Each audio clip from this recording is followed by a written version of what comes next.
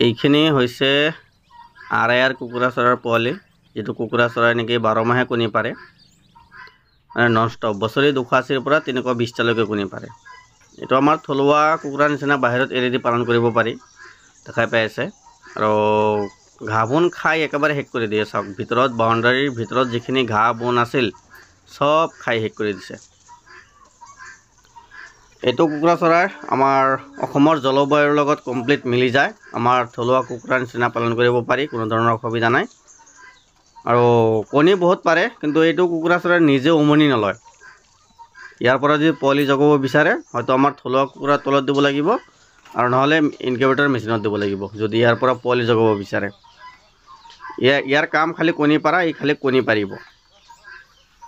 এইটো হ'ল ফিডৰ ওপৰত, আপোনালোকে বা কেনেকুৱা ফিড ব্যৱহাৰ কৰিব। এইটো হ'ল ফিডৰ ওপৰত, মানে আমি ইহঁতক লেয়াৰ ফিড ব্যৱহাৰ কৰি আছোঁ। কোম্পানীৰ যিবিলাক লেয়াৰ ফিড আহে, সেই লেয়াৰ ফিড খোৱালে কি হয়, কণীৰ সংখ্যাটো অলপ বেছিকৈ পাৰে। আৰু যদি আমি ঘৰুৱা ধান চাউল ভাত এইবিলাক দিওঁ তেতিয়াহ'লে কণীটো অলপ কমকৈ পাৰিব। মানে জানে যে চাউল আৰু ভাত এইবিলাক দিলে কি হয়, ইহঁতৰ চৰ্বিটো বাঢ়ি যায় আৰু কণী কমকৈ পাৰে। তো এইবিলাকৰ পোৱালি লাগিলে যোগাযোগ কৰিব। অল অসম ডেলিভাৰী দিয়াৰ সুবিধা আছে, আমি অল অসম ডেলিভাৰী দিওঁ। আৰু এইখিনি হৈছে পাতিহাঁহৰ পোৱালি। চাওক কিমান ধুনীয়া হৈছে পাতিহাঁহৰ পোৱালিখিনি। বহুতে ব্ৰুডিং কৰিব নাজানে আৰু অসুবিধা হয়।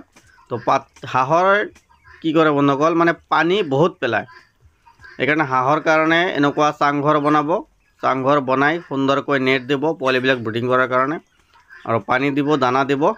তেতিয়াহ'লে ইহঁতক মানে পানীত এৰি নিদিলেও হ'ব, লেতেৰা বহুত কম হ'ব যদি এনেকৈ ৰাখে।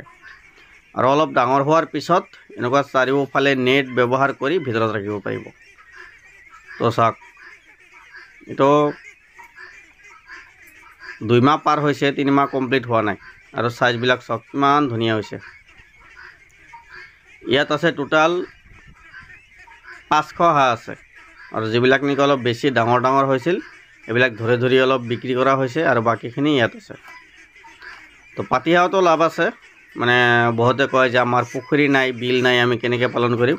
তো এনেকুৱা চিষ্টেমতো পালন কৰিব পাৰে। চাৰিওফালে বাউণ্ডাৰী দিব, বাউণ্ডাৰী দি তাৰপিছত ভিতৰতে দানা পানী দিব। পানী নহ'লেও মানে হাঁহটো পালন কৰিব পাৰি, কোনো ধৰণৰ অসুবিধা নাই। বহুতে কয় যে পানী নহ'লে কেনেকৈ পালন কৰিম, কিবা অসুবিধা আছে নেকি। কোনো ধৰণৰ অসুবিধা নাই। আমি চাওক কেনেকৈ পালন কৰি আছোঁ। মানে নদী আছে, অলপ দূৰত আছে। আমি চাৰিওফালে বাউণ্ডাৰী দি দিছোঁ, নেট দি দিছোঁ, যাতে হাঁহখিনি বাহিৰত যাব নোৱাৰে। আৰু এইটো মাজত অলপ জেগা বনাই দিছোঁ, ইয়াত অলপ পানী দিওঁ আৰু দানা দিওঁ। যেতিয়া নেকি দানা ইয়াৰ কমপ্লিট খোৱা শেষ হ'ব তেতিয়া পানী দি দিম ইয়াত।